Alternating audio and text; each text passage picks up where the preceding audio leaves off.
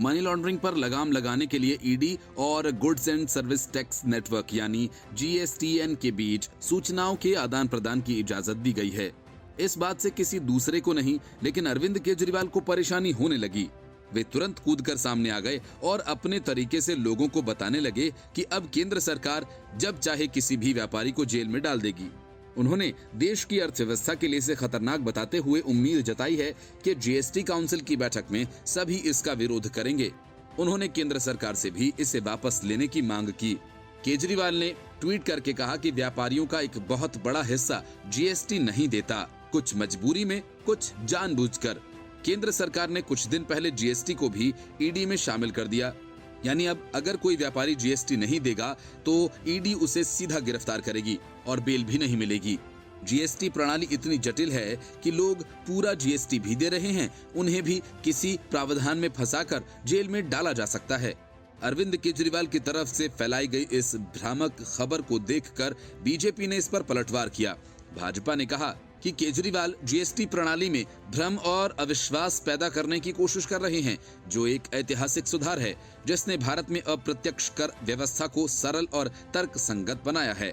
और ईडी को भी बदनाम करने की कोशिश हो रही है, जो एक स्वतंत्र एजेंसी है जो अदालतों की निगरानी में काम करती है और कानून की उचित प्रक्रिया का पालन करती है। केंद्र सरकार ने मनी लॉन्ड्रिंग कानून के प्रावधानों में संशोधन करते हुए प्रवर्तन निदेशालय को जीएसटी नेटवर्क के साथ सूचना साझा करने की अनुमति दे दी है। इस कदम से मनी लॉन्ड्रिंग के जरिए की गई जीएसटी चोरी की वसूली में मदद मिलेगी। इसके पहले केजरीवाल ने छोटे व्यापारियों को भी इससे खतरा बताते हुए कहा कि व्यापारी अब ईडी से ही बचता फिरेगा। उन्होंने कहा कि देश के किसी भी व्यापारी को केंद्र सरकार जब चाहे जेल भेज देगी। ये बेहद खतरनाक है। व्यापारी व्यापार करने की बजाय अपने को बस ईडी से बचाता फिरेगा। देश के छोटे छोटे व्यापारी भी इसकी चपेट में आ जाएंगे, कोई व्यापारी नहीं बचेगा। ये देश की अर्थव्यवस्था के लिए बेहद खतरनाक है।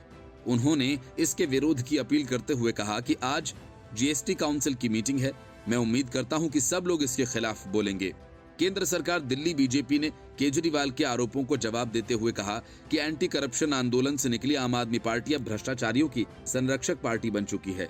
दिल्ली बीजेपी की ओर से ये कहा गया कि जीएसटीएन को ईडी के तहत लेने का फैसला मनी लॉन्ड्रिंग को रोकने के लिए लिया गया है और केजरीवाल जानबूझकर इस तथ्य को नजरअंदाज कर रहे हैं कि जीएसटीएन और गैर लाभकारी संगठन है जो जीएसटी के कार्यान्वयन के लिए केंद्र और राज्य सरकारों, करदाताओं और अन्य हितधारकों को आईटी बुनियादी ढांचा और सेवाएं प्राप्त करता है।